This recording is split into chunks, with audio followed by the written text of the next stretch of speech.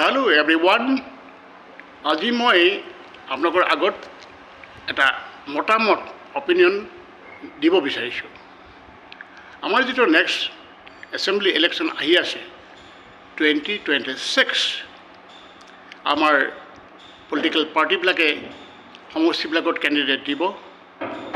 I am of the view, মোৰ যিটো মতামত যে তেখেতসকলে যাতে কেণ্ডিডেট ছিলেকশ্যন কৰে, উঠি অহা কিছুমান য়ং ডেকা যিবিলাক যুৱ নেতা আছে তেওঁলোকক যাতে চান্স দি দিয়ে।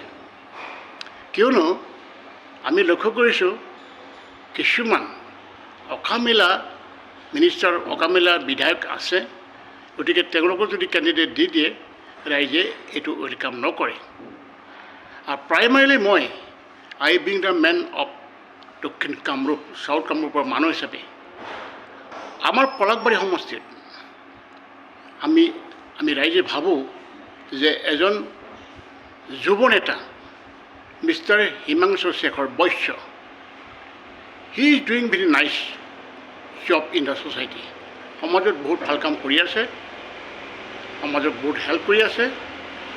আৰু তেখেতে যিহেতু আমি ছ'চিয়েল মিডিয়াত দেখিছোঁ তেখেতে কেণ্ডিডেট হ'ব বিচাৰিছে, গতিকে ইন দ্য নেক্সট ইলেকশ্যনত যাতে বিজেপিয়ে তেখেতক টিকেট দি এটা সুযোগ দি দিয়ে।